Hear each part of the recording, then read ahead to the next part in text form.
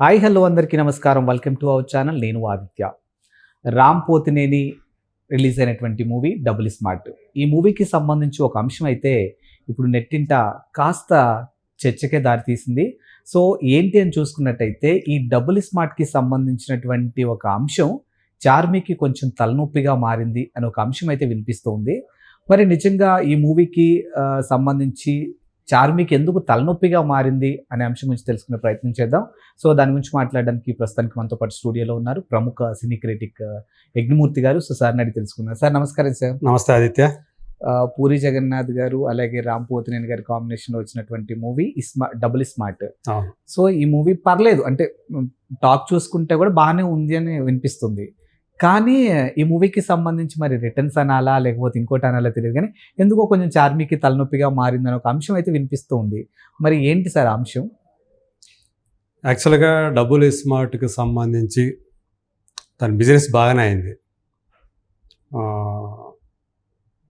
ఎవరైతే డిస్ట్రిబ్యూటర్లు వచ్చారో వరల్డ్ వైడ్గా ఒక హిందీ వెర్షన్ తప్పించి మిగతా దాంతో కూడా కొనుగోలు చేశారు. ఎవరో కాదు, హనుమాన్ ప్రొడ్యూసర్సే. అయితే ఇక్కడ ఏమైందంటే తెలంగాణలో ముందుగా ఇక్కడ డిస్ట్రిబ్యూటర్లు అందరూ కూడా డిస్ట్రిబ్యూటర్ ప్లస్ ఎగ్జిబిటర్లు కూడా థియేటర్ ఓనర్లు ఎవరైతే ఉన్నారో వాళ్ళందరూ కూడా పూరి జగన్నాథ్ మీద కొంచెం కంటగింపుగా ఉన్నారు.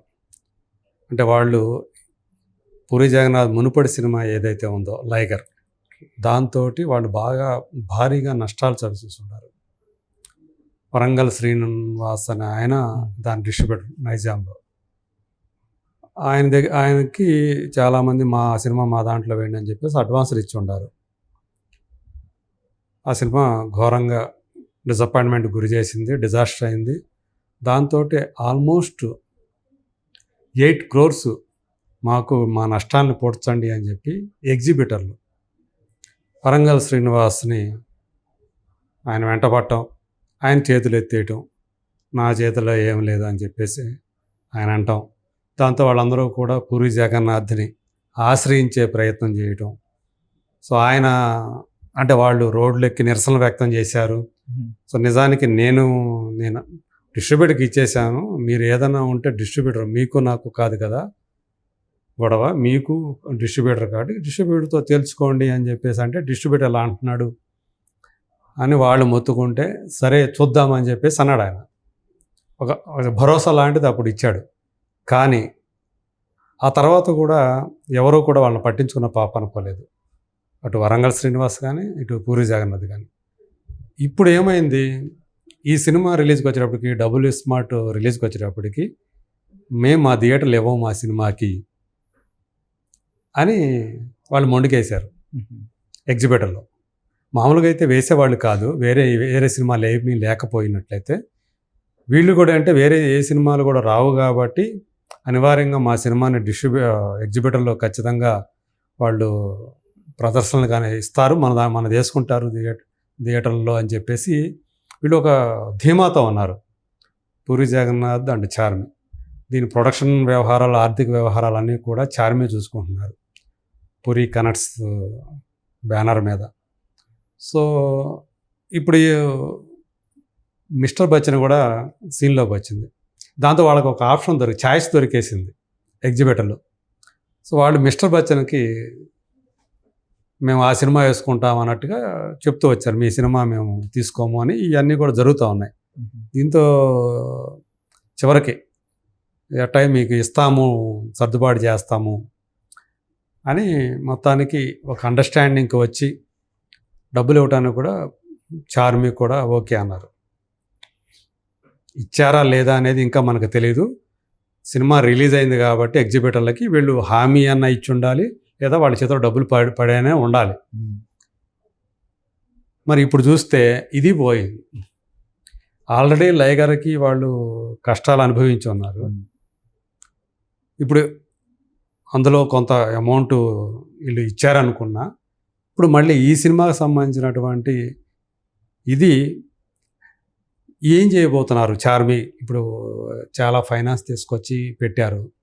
ఇవన్నీ కూడా రికవర్ అయితే తప్ప పూరి కనెక్ట్స్ పరిస్థితి మెరుగవదు, కొంచెం బెటర్గా ఉండదు. సో ఇప్పుడు ఎంతో ఫైనాన్స్ తీసుకొచ్చి డిస్ట్రిబ్యూటర్లకు ఇచ్చినప్పటికీ కూడా, డిస్ట్రిబ్యూటర్లు వచ్చి చేసినప్పటికీ కూడా, సో ఇది హిట్ అయితేనే వాళ్ళ చేతుల్లోకి డబ్బులు వచ్చే అవకాశం ఉంది.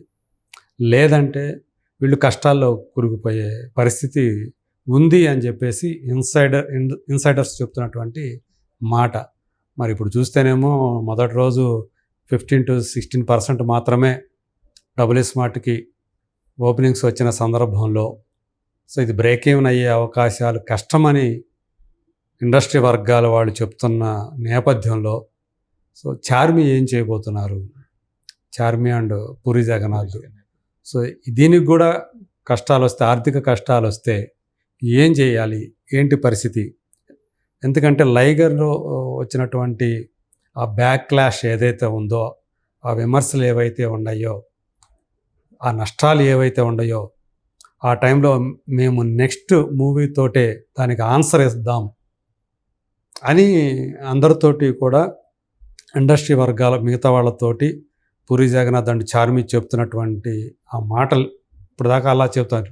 మేము మాటలతో కాదు, నెక్స్ట్ మూవీతోనే సమాధానం ఇస్తాం, మళ్ళీ మేము బ్యాక్ వస్తాం అని చాలా గట్టిగా చెప్తూ వస్తున్న వాడు ఇప్పుడు డబుల్ స్మార్ట్ వచ్చినటువంటి ఆ నెగిటివ్ టాక్ తోటి, మొదటి రోజు వచ్చినటువంటి ఆ కలెక్షన్స్ తోటి, ఓపెనింగ్స్ తోటి డీలా పడ్డారనే చెప్పాలి. ఒకవేళ టాక్ కనుక మారి ఇప్పటికిప్పుడు సో ఈ శుక్ర శని ఆదివారాలు కూడా దానికి కలెక్షన్స్ మంచిగా వచ్చినట్లయితే, కనీసం మొదటి రోజు వచ్చినటువంటి 15% వచ్చినా 4 రోజుల్లో 60% అవుతుంది. బట్ అప్పటికీ కూడా మిగతా రోజుల్లో 40% రావటం అనేది అత్యంత కష్టసాధ్యమైన విషయం. అసాధ్యం కాదు కానీ చాలా కష్టసాధ్యమైనటువంటి విషయం. ఎందుకంటే మార్కెట్లో మిస్టర్ బచ్చన్ ఉంది, అలాగే తంగలాన్ ఉంది. తంగలాన్కి మంచి టాక్ వచ్చి ఉంది. సో అది ఎంతవరకు కలెక్షన్స్ రూపంలో మారుతుంది అనేది మనకు తెలియకపోయినా కూడా మిస్టర్ బచ్చన్ ఒకటి ఉంది, ఎంతో కొంత దానికి ఫస్ట్ వీక్ దానికి థియేటర్లు ఉంటాయి కదా. సో ఆ మేరకు అది నష్టపోయే అవకాశం చాలా స్పష్టంగా కనిపిస్తూ ఉంది. సో ఈ నేపథ్యంలో మరి ఏంటి ఈ సినిమా కూడా పోతే కనుక చార్మి కష్టాలు, అంటే లైగర్ నుంచి వెంటాడుతున్న కష్టాలు ఏవైతే ఉన్నాయో అవన్నీ కూడా ఇప్పటికీ ఇంకా ఆగలేదు. ఇప్పుడు ఈ సినిమాకు కూడా అదే పరిస్థితి కనుక ఎదురైతే కనుక సో వాళ్ళు రేపు ఏం చేస్తారు ఏంటి అనేది ఒక పెద్ద ప్రశ్నలాగానే ఉంది. అందరూ కూడా ఇండస్ట్రీ వర్గాల వాళ్ళు కూడా వీళ్ళు ఏం చేస్తారు, ఈ సినిమా కూడా పోతే ఏంటి ఇలా పరిస్థితి అన్నట్లుగా ఒక రకంగా చెప్పాలంటే ఒక సానుభూతి చూపులతోటే చూస్తున్నారు వాళ్ళని. సో మనమైతే డబుల్ స్మార్ట్ బాగా ఆడాలని, వాళ్ళ కష్టాలు తీరిపోవాలని చెప్పేసి మనం కోరుకుందాం. బట్ వేరేజ్ ఆ సినిమా కనుక నిజంగా కనుక ఆయన బాగా తీసినట్లయితే ఇప్పుడు, ఎందుకంటే చాలామంది అందులో ఉన్నటువంటి డ్రాబ్యాక్స్, అందులో ఉన్న లోటుపాటు గురించి మాట్లాడుతూ ఉన్నారు. మొదటి సినిమాతో పోల్చుకుంటే, అంటే స్మార్ట్ శంకర్తో పోల్చుకుంటే ఆయన కూడా తన మైండ్ సెట్ని మార్చుకోవాలి. పూరి జగన్నాథ్ కూడా ఇప్పుడు ఈ జనరేషన్ ఏం కోరుకుంటున్నారు, ఓటీటీ అనేది వచ్చిన తర్వాత మొత్తం అభిరుచులే, టేస్ట్లే మారిపోయినటువంటి ఈ సమయంలో సో మీరు ఏదైతే అనుకుంటున్నారో, అంటే ఇలా బూతు వల్గారిటీ తోటి జనం అది యూత్ దాన్ని ఆదరిస్తారు అని ఏదైతే పొరపాటు పడుతున్నారో దాన్ని మార్చుకోవాలి ఆ మైండ్ సెట్ని. సో కొత్త కంటెంట్ తోటి, న్యూ వేవ్ కంటెంట్ తోటి వస్తే ఖచ్చితంగా ఆదరిస్తారు. ఈ సినిమా కాకపోయినా తర్వాత సినిమాకైనా సరే ఆయన ఒక్కసారి తాను పునఃపరిశీలించుకొని దానికి తగ్గ మంచి సబ్జెక్ట్తో సినిమా తీస్తే ఆ కష్టాలు కూడా తీరిపోయే అవకాశం ఉంది. వేరే ఇప్పటికి మాత్రం చార్మి గారి కష్టాలు, లైగర్ నుంచి మొదలైన కష్టాలు ప్రస్తుతానికి అవి కంటిన్యూ అవుతున్నాయని చెప్పాలి. Thank you sir. Thank you.